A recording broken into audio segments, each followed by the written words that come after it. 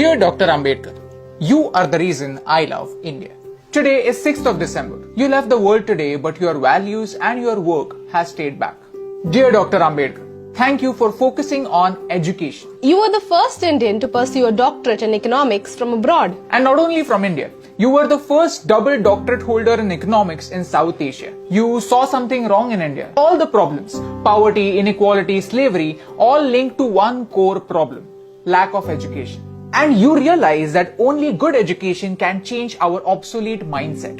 Who would call you backward class? You were forward class, first class. And not just economics, you were the master of 64 subjects, 9 languages and all major religions in the world. Yes, thank you for studying something as complex as religion for 21 whole years. Wow. Dear Dr. Ambedkar, you fought for the freedom of your people. I mean, the people from villages. You had received world-class education from abroad after having struggled for your entire life, and yet you came back. You came back to make sure that your fellow Indians don't have to fight again. Let me tell you a small story from Mahad, a village in Maharashtra where the untouchables were denied access to clean drinking water. You arranged a peaceful satyagraha and gave the right to clean water to the people in your community. This was 2 years before Gandhiji's Salt March. You said, "We are not going to the Saudar tank to merely drink its water. We are going to the tank to assert that we too are human beings." Dear Dr. Ambedkar, thank you for considering knowledge as your true legacy. Your personal library, Rajgriha, has more than 50,000 books and that remains the largest private library in the world.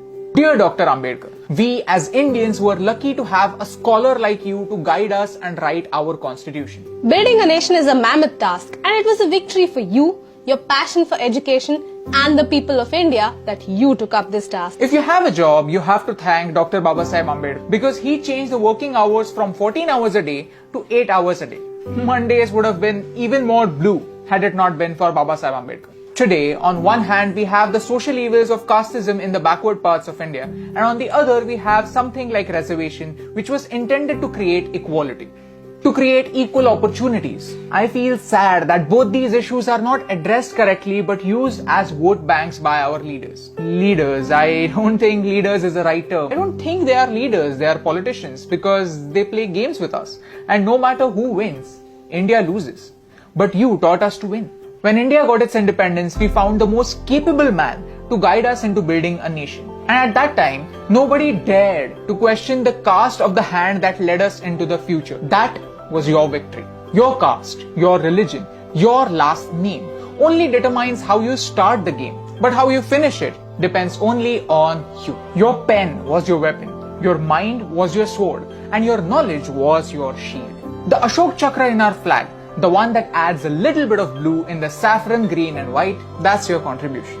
Dr. Bhimrao Ramji Ambedkar or Baba Sahib, you are the father that made India into one giant family, and you had the vision that every member of this family should have an equal right. Every member of this family is an equal member. Today I want to remember you and your work because we need it. We need to realize that all of our problems have only one permanent solution: good education. Not the one that remains in the books, but the one that reflects in our action. You showed us how, and that's the reason why I love you.